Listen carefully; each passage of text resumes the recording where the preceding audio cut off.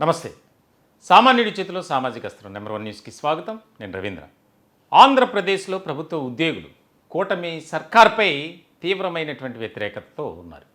దీనికి సంబంధించి తాజాగా పెన్షన్ మార్చ్ అనే కార్యక్రమాన్ని విజయవాడలో కొంతమంది ఉద్యోగులు నిర్వహించారు. దానికి సంబంధించి ప్రభుత్వంపై తీవ్రమైనటువంటి వ్యతిరేకత కనబరిచారు. ఏదైతే పాత పెన్షన్ విధానం ఉందో, అంటే ఓపీఎస్ ఓల్డ్ పెన్షన్ స్కీమ్, అది అమలు చేయాలి. సిపిఎస్ అంటే కాంట్రిబ్యూటరీ పెన్షన్ స్కీమ్ 2004లో కేంద్ర ప్రభుత్వం తీసుకున్నటువంటి నిర్ణయంతో ఎంతోమంది ఉద్యోగులు దీని వల్ల బాధపడుతున్నటువంటి పరిస్థితి.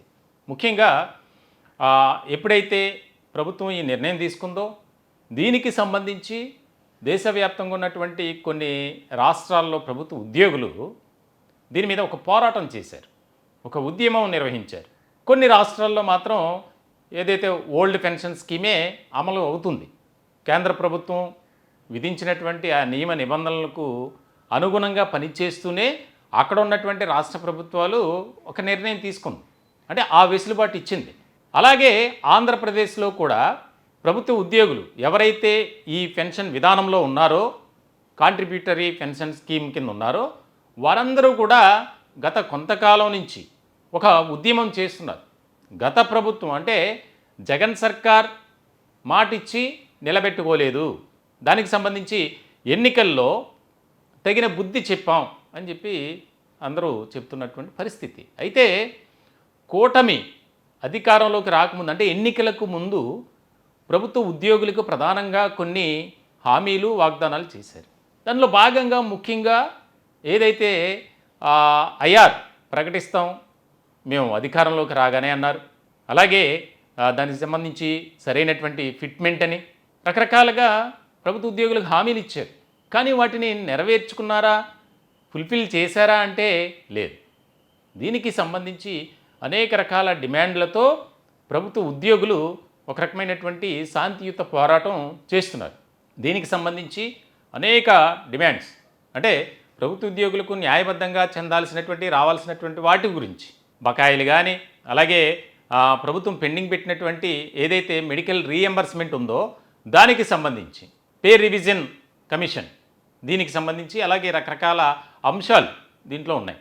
ఇలా ప్రభుత్వ ఉద్యోగులు చేస్తున్నటువంటి పోరాటానికి మేము మద్దతు తెలుపుతాం, ఖచ్చితంగా మీ వెనుక మేము ఉన్నాం అని చెప్పి వైఎస్ఆర్సీపీ అధికారంలో ఉన్నప్పుడు ఇదే తెలుగుదేశం పార్టీ, జనసేన, భారతీయ జనతా పార్టీలు 3 పార్టీలు కూడా వారికి గట్టిగా హామీ ఇచ్చారు.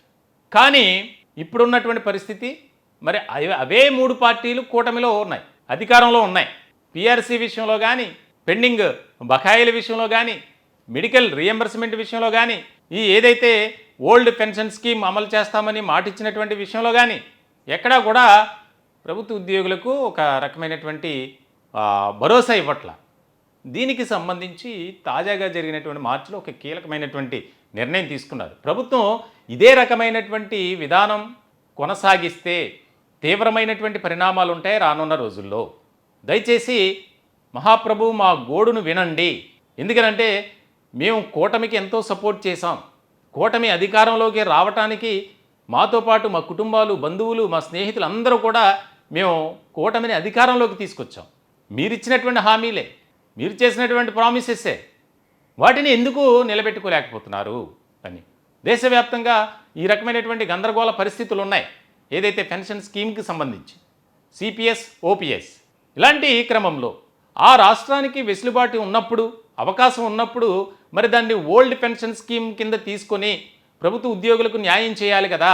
అంటే అందరూ కాదు, ఎప్పుడైతే 2004 తర్వాత రిక్రూట్ అయ్యారో ఆయా నియామక సంస్థల ద్వారా, ప్రధానంగా ఏపీపీఎస్సీ కావచ్చు, ఇతర నియామక సంస్థల ద్వారా వారంతా నష్టపోతున్నారు. అంటే 2004కు ముందు ఎవరైతే ఉద్యోగం సంపాదించుకున్నారో వారికి ఓల్డ్ పెన్షన్ స్కీమ్ అనేది అమలవుతుంది. కొత్తగా జాయిన్ అయిన వారికి, ఆ తర్వాత వచ్చిన వారికి మాత్రం ఓల్డ్ పెన్షన్ స్కీమ్ లేదు. దీనివల్ల లక్షలాది మంది ఉద్యోగులు తీవ్రమైనటువంటి నష్టం వాటిల్లే అవకాశం ఉంది. ప్రతి ఉద్యోగికి రిటైర్ అయిన తర్వాత పెన్షన్ రూపంలో ఎంతో కొంత వస్తుంది. కానీ వీరికి ఆ విధంగా ఉండదు. ఒకసారే ఆ యొక్క సిపిఎస్ కింద కట్ చేసినటువంటి అమౌంట్కి కొంత వేసి ఇవ్వటం జరుగుతుంది.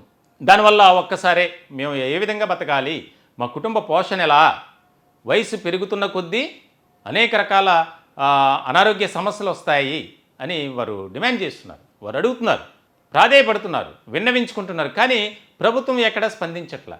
మరి మిగిలిన రాష్ట్రాల్లో ఆ రాష్ట్రాలకు సంబంధించి ఎన్నికలకు ముందు చేసినటువంటి ప్రామిసుల్ని నిలబెట్టుకుంటున్నారు కదా. మరి కూటమి చేసింది కదా. మరి కూటమి ఎందుకు ఈ విధంగా వ్యవహరిస్తుంది? మేమేం పాపం చేసాం, ఎందుకు మమ్మల్ని ఇలా ఇబ్బంది పెడుతున్నారు అని ఏదైతే పెన్షన్ మార్చ్కి అన్ని ఉద్యోగ సంఘాలు మద్దతు తెలిపాయి, ఏపీ ఎన్జిఓ, జేఏసీ, ఇలా ప్రతి ఒక్కరు కూడా వచ్చి సపోర్ట్ చేశారు. మీ వెనుక మేము ఉన్నాం, మీ పోరాటానికి మేము సపోర్ట్ ఇస్తున్నాం, మద్దతునిస్తున్నాం. దీంతో పాటు ఏదైతే పిఆర్సీ కానీ, పెండింగ్ బకాయిలు కానీ, మెడికల్ రియంబర్స్మెంట్ కానీ, ప్రభుత్వ ఉద్యోగుల కుటుంబాలకు సంబంధించి వెల్ఫేర్ స్కీమ్స్ విషయంలో ప్రభుత్వం దిగి రాకపోతే, ప్రభుత్వం పట్టించుకోకపోతే త్వరలోనే దీనికి సంబంధించి తీవ్రమైనటువంటి పరిణామాలు చవి చూస్తారు అని హెచ్చరించారు. మరి కూటమిలో ఉన్నటువంటి పెద్దలు, ప్రధానంగా ముఖ్యమంత్రి నారా చంద్రబాబు నాయుడు కావచ్చు, అలాగే డిప్యూటీ సీఎం పవన్ కళ్యాణ్, ఈ ఇద్దరు కూడా ఒక కీలకమైనటువంటి నిర్ణయం తీసుకొని రాష్ట్రంలో ఉన్నటువంటి లక్షలాది మంది ప్రభుత్వ ఉద్యోగులు అలాగే వారి కుటుంబాలకు సంబంధించి ఏ విధమైనటువంటి ప్రణాళికను సిద్ధం చేసినటువంటి ప్రామిసెస్ని ఫుల్ఫిల్ చేసుకుంటారా లేదా అనేది ఒక చర్చనీయాంశమైనటువంటి టాపిక్గా మారింది. మాకు అందుతున్నటువంటి సమాచారం ప్రకారం అయితే త్వరలోనే ఒక ప్రత్యక్ష కార్యాచరణ, ఆందోళన ప్రభుత్వం దిగి రాకపోతే, ఇప్పటికే ఎన్నో అవకాశాలు ఇచ్చాం కానీ ఎక్కడా కూడా దాని గురించి మాట్లాడినటువంటి, స్పందించినటువంటి పరిస్థితి లేదు. ఇప్పటికే ఎన్నో మీటింగ్లు అయ్యాయి, మేము ఇక చూస్తూ ఊరుకోం. కాబట్టి ఏదో ఒకటి మీరు తేల్చండి, చేస్తారా చేయరా, చేస్తే ఎప్పుడు చేస్తారు, ఈ రకమైనటువంటి డిమాండ్స్ ఎక్కువ అవుతున్నాయి. దీనికి సంబంధించి మరి ఎటువంటి నిర్ణయం తీసుకుంటుందో కూటమి ప్రభుత్వం అనేది చాలా కీలకంగా మారినటువంటి అంశం. ఈ టాపిక్పై మీ విలువైన అభిప్రాయాలు కామెంట్ రూపంలో తెలియజేయండి. దయచేసి మా ఛానల్ని సబ్స్క్రైబ్ చేసుకోండి. Thank you.